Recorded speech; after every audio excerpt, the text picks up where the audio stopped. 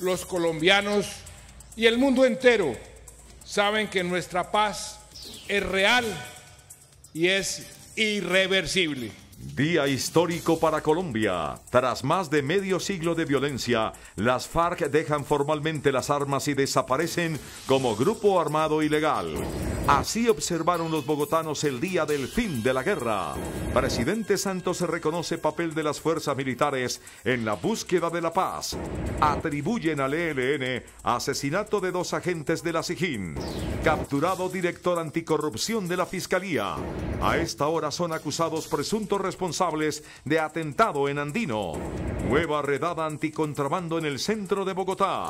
Nuevo ciberataque afecta bancos y empresas de varios países.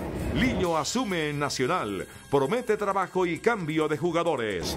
Carnetización de hinchas para fútbol colombiano.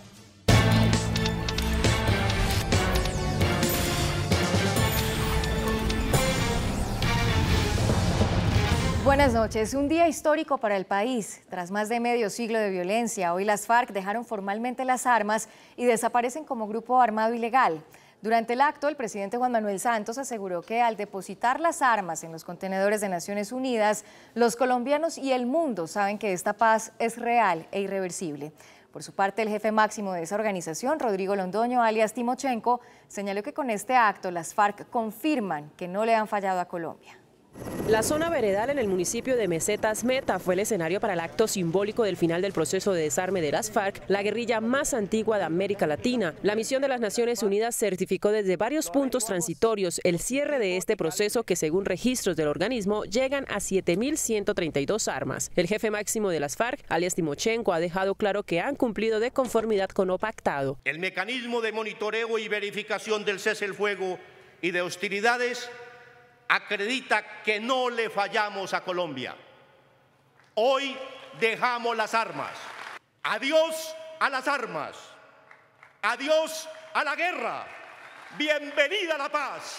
Dejó claro que este grupo guerrillero no desaparece. En realidad, a lo que ponemos fin es a nuestro alzamiento armado de 53 años, pues seguiremos existiendo como un movimiento de carácter legal y democrático.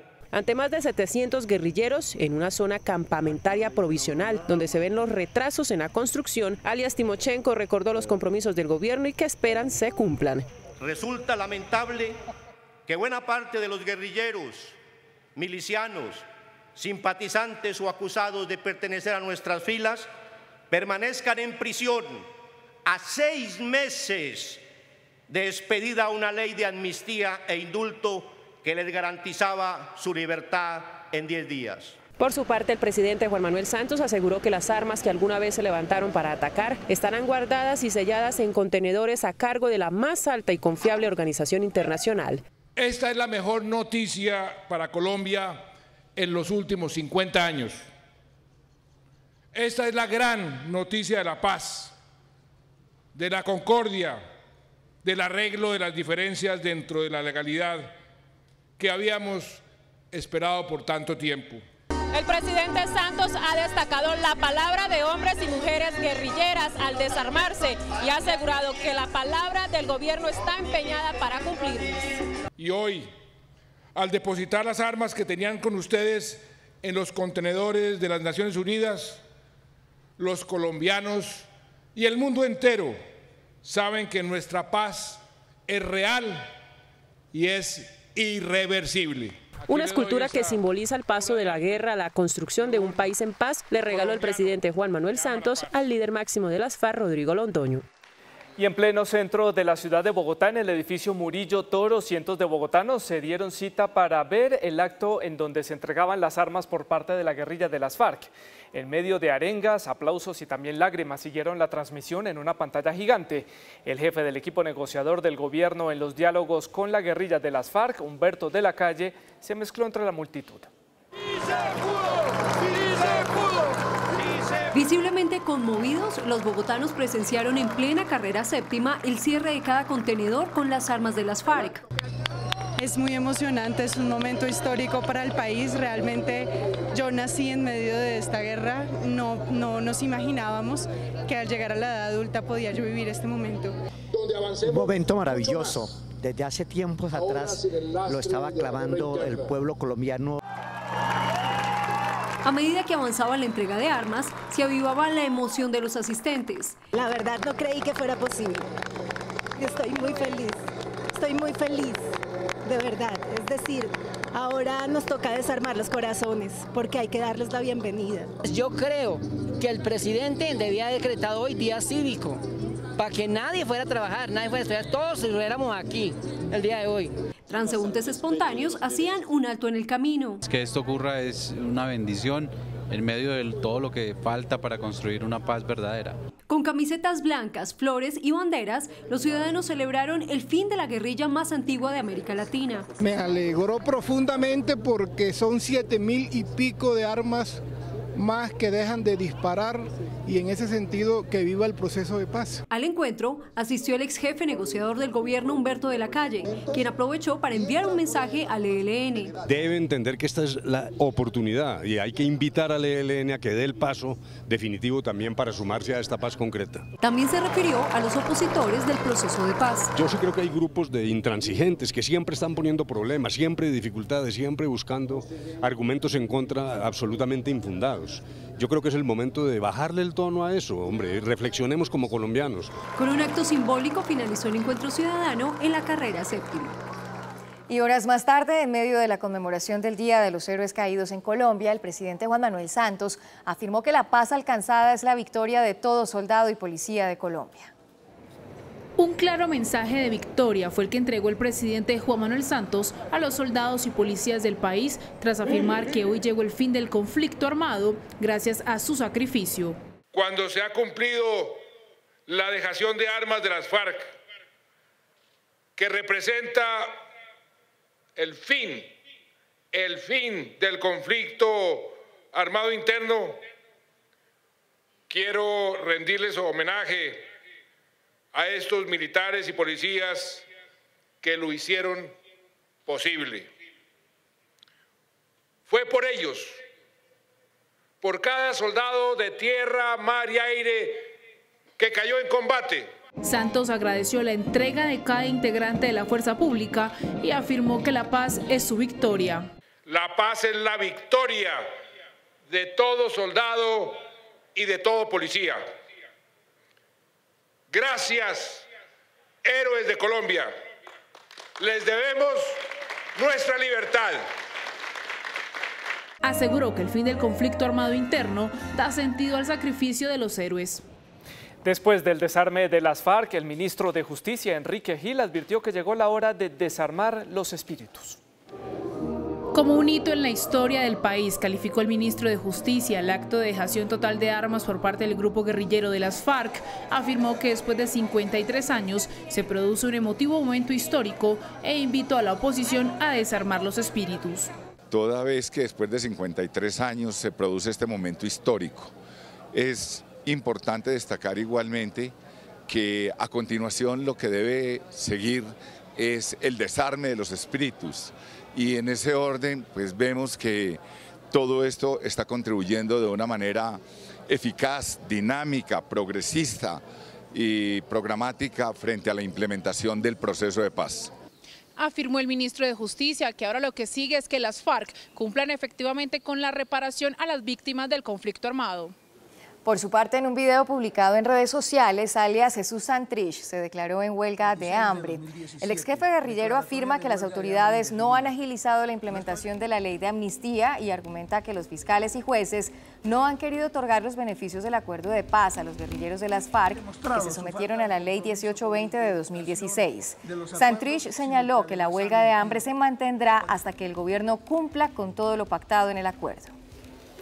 Y en otros temas, las autoridades del departamento del Cauca atribuyeron al ELN el asesinato de 2 miembros de la policía cuando se movilizaban en un vehículo de esa institución. Según las versiones, la patrulla de la policía, compuesta por 5 agentes adscritos a la SIJIN del Cauca, fueron emboscados por subversivos del ELN, quienes delinquen en esta sección del país. Los policías, quienes iban a capturar a una persona en esta zona, fueron atacados con ráfagas de fusil por los subversivos. Durante la acción, 2 policías murieron y 3 más, quienes inicialmente fueron dados como desaparecidos, fueron recuperados posteriormente por sus compañeros. A la altura del municipio de La Vega, esta patrulla fue hostigada, fue atacada por parte de una estructura guerrillera en la acción por la cual lamentablemente pierde la vida 2 de nuestros integrantes y los otros 3 que se movilizaban con ellos resultan ilesos. Este ataque se le atribuye a las estructuras del ELN, el Frente Manuel Vázquez Castaño, que delinquen en esta jurisdicción. A esta hora las autoridades redoblaron la vigilancia en la zona mientras avanzan las investigaciones. Entre tanto, en medicina legal son entregados los cuerpos sin vida de los uniformados a sus familiares y posteriormente serán enviados a sus lugares de origen.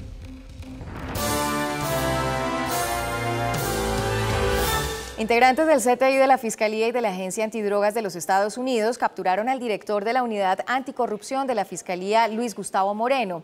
El funcionario recibió presuntamente $10.000 por parte del exgobernador de Córdoba, Alejandro León, para favorecerlo en las investigaciones que le vienen adelantando. Según trascendió el hecho, se registró en Miami y fue filmado por las autoridades americanas. Moreno fue detenido en su oficina en las instalaciones de la Fiscalía en Bogotá luego de que se expidiera una orden de captura con fines de extradición por solicitud de la Corte de Florida. El que hasta hoy fue el director de la Unidad Anticorrupción de la Fiscalía es señalado de reunirse en Miami con el exgobernador de Córdoba, Alejandro León, quien es investigado por varios hechos de corrupción en el departamento. En las reuniones, Moreno habría recibido cerca de $10.000 por parte de Lyons. No obstante, las autoridades establecieron que Moreno habría pedido más de $100.000 al exgobernador para favorecerlo en las investigaciones que cursaban en su contra. Moreno habría estado acompañado en esas reuniones del abogado Luis Pinilla, quien también fue detenido por este caso. Se reunieron hace aproximadamente 2 semanas en el territorio americano. En una de esas reuniones, Moreno y Pinilla recibieron de Lyons un pago de varios miles de dólares americanos. Usando medios investigativos sofisticados, agentes federales de los Estados Unidos vigilaron, grabaron y documentaron las reuniones. El fiscal deberá responder por los delitos de conspiración para lavar activos con el fin de promover el soborno y la corrupción en Colombia, y las autoridades iniciarán con su proceso de extradición. Esta orden de captura internacional ha sido librada con fines de extradición y por este motivo serán trasladados al pabellón de extraditables de la penitenciaría La Picota en Bogotá. Moreno llegó a la Fiscalía en octubre de 2016 para encabezar las investigaciones por el escándalo de Reficario de Brecht, entre otros casos priorizados por el fiscal Néstor Humberto Martínez. El fiscal detenido reemplazó a Carlos Fernando Guerrero y ahora dicha unidad quedó a cargo del abogado Alberto Salas. Con la captura de Moreno asciende a 48 la cifra de funcionarios de la Fiscalía investigados por corrupción. 3 jueces, un fiscal y 2 abogados serán investigados disciplinariamente por el Consejo Superior de la Judicatura por presuntas actuaciones irregulares en varios procesos judiciales. La Sala Disciplinaria del Consejo Superior de la Judicatura abrió investigación formal contra 2 jueces de la República por presuntas actuaciones irregulares en procesos judiciales. Se trata de la juez de Sincelejo, que condenó a la Nación a pagar 2.1 billones de pesos por desplazamiento forzado, y al juez que dejó en libertad al alcalde de Yopal, John Jairo Torres. Se inició la investigación y quiero manifestarles que esta juez, mientras se inicia el proceso, mientras se desarrolla el proceso, fue suspendida por 90 días. Decretan la nulidad y posteriormente mantuvo engavetado el proceso por más de 102 días. De otra parte, abrió investigación contra el exfiscal Rodrigo Aldana por presuntos favorecimientos al excongresista Otto Bula. Porque puede, no sabemos su situación penal, pueda recobrar la libertad y vuelve al ejercicio de las funciones, y lo que encontramos acá es que para garantizar la administración de justicia le hemos impuesto esa medida provisional de suspensión. Anunció que se investigará al juez que dejó en libertad hace 3 meses a uno de los presuntos implicados en el atentado del centro comercial andino, pese a haber sido capturado con material explosivo. La Procuraduría solicitará a la Fiscalía General que agilice los procesos de extinción de dominio a los involucrados en el desfalco por la construcción de los escenarios deportivos de los Juegos Nacionales de Ibagué, adelantados en el año 2015. Según señaló el Ministerio Público, los funcionarios de la empresa TIPSA que ya fueron condenados por este escándalo deben ser afectados con las medidas de extinción de dominio. Para la Procuraduría se deben embargar los bienes tanto de los funcionarios públicos como de los contratistas que fueron condenados por los actos de corrupción relacionados con la celebración de contratos del proyecto de los Juegos Nacionales de Ibagué y los paranacionales de esa misma ciudad. El Ministerio Público asegura que en las sentencias en este caso quedó comprobado que los representantes de esa firma española Tipsa pagaron sumas de dinero a servidores públicos de la administración de Ibagué para obtener la adjudicación de contratos.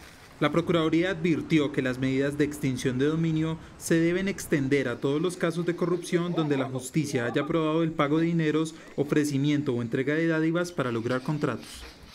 Y a esta hora avanza la audiencia de presentación de cargos contra 8 de los presuntos autores del atentado en el centro comercial Andino en Bogotá. Silvia Charri, muy buenas noches. ¿Y qué detalles han trascendido de la acusación que presentó la Fiscalía? Santiago, televidentes, buenas noches. Aquí desde los juzgados de Palo Quemado y a puerta cerrada se adelanta la audiencia de imputación de cargos contra los 8 capturados por el atentado en el centro comercial Andino. Ellos están siendo imputados por los delitos de concierto para delinquir, terrorismo, porte ilegal de armas y homicidio. Uno de los abogados de los capturados habló hace unos minutos con los medios de comunicación y dijo que esto se trata de un falso positivo judicial de la Fiscalía y que ellos se van a declarar inocentes. Esos elementos incautados respecto a los cuales hizo la Fiscalía, esos análisis no aparecen relacionados en la diligencia de allanamiento, ni siquiera en el acta que se hizo de incautación de esos elementos. De manera que lo que sí nos parece es que se comienza a construir de una manera grosera este falso positivo judicial, inclusive con pruebas inexistentes. Ya en horas de la tarde, uno de los padres de las capturadas leyó un comunicado de prensa en el que dice que los familiares manifiestan su rechazo al tratamiento judicial de este caso. Ponemos de manifiesto nuestra inconformidad con el tratamiento que tanto la Fiscalía General de la Nación como el Poder Ejecutivo representado por el presidente de la República, Juan Manuel Santos Calderón, han dado a este asunto. En consecuencia, rechazamos la filtración de información sensible, supuestas pruebas y el mensaje directo al sistema judicial que busca ejercer presión sobre la honorable juez de garantías. Según las autoridades, los 8 capturados hacen parte del movimiento revolucionario del pueblo, a quienes les atribuyen no solo el atentado en el centro comercial Andino, sino varios ya perpetrados en el pasado en la capital. Hay que recordar que el día de ayer la juez legalizó la captura de los 8 detenidos que están siendo imputados, pero dejó en libertad a Iván Ramírez, alias Talibán. Sin embargo, se conoció que hoy la Fiscalía solicitó su recaptura. Es la información que tenemos hasta el momento. Silvia Charri, CMI La Noticia. Muchas gracias, Silvia, desde Palo Quemado. Y un juez especializado condenó a 40 años de prisión al exgobernador del departamento de La Guajira, Juan Francisco Gómez, por la muerte del concejal del municipio de Barrancas, Luis Peralta. Fue el juzgado noveno especializado de Bogotá que condenó a 40 años de prisión al exgobernador de La Guajira, Juan Francisco Gómez, conocido como Kiko Gómez. La condena es por su participación en los hechos que rodearon el homicidio del concejal del municipio de Barrancas, Guajira, Luis López Peralta, ocurrido en febrero de 1997. Además, por la muerte de los campesinos Luis Alejandro Rodríguez y Rosa Mercedes Cabrera, por los que deberá pagar una multa de 14.000 salarios mínimos que corresponden a 10.346 millones de pesos. El exgobernador fue hallado responsable de los delitos de concierto para delinquir agravado y homicidio agravado. Según el ente acusador, Gómez Cerchar tenía nexos con la banda criminal de Marcos Jesús Figueroa, alias Marquitos, y el bloque norte de las AUC. Hay que recordar que esta es la segunda condena que recibe Kiko Gómez este año, pues también fue hallado responsable por ordenar el crimen de la exalcaldesa de ese municipio, Yandra Brito, su esposo y su escolta, en hechos registrados el 28 de agosto de 2012. La Policía Fiscal y Aduanera nuevamente se tomó el comercio del centro de Bogotá en un operativo contra las redes de contrabando. En la acción se decomisaron mercancías avaluadas en 6.000 millones de pesos. En la localidad de Mártires, en el centro de Bogotá, cerca de 200 funcionarios de la DIAN y uniformados de la Policía Fiscal y Aduanera allanaron un gigantesco edificio repleto de mercancía asiática. Ahí se llevaron cerca de 1.255 bultos de contrabando en 11 camiones que corresponden a 6.000 millones de pesos. Esto en materia de textiles y marroquinería. Con acciones semanales que ustedes pues por supuesto están viendo para poder acompañar a nuestra industria de confecciones a poder seguir trabajando en la competitividad y en todas las acciones necesarias que estamos trabajando para mejorar el desarrollo económico de las empresas, de las personas que trabajan y la generación de empleo en este sector. Las ciudades donde más se presenta esta problemática son Buenaventura, Cali y Bogotá. Sobre el operativo anticontrabando, el director de la Policía Fiscal y Aduanera dijo que cada semana se está atacando la problemática. En cuanto a las estructuras criminales específicamente dedicadas a las confecciones y textiles, este año hemos desarticulado 2 organizaciones, 42 capturas. Finalmente son 28.500 millones de pesos incautados en materia de contrabando asiático en Bogotá. Nos vamos, gracias por su compañía. A las 9:30, más CNI. A las 8:30 la información del mundo, los esperamos. Feliz noche.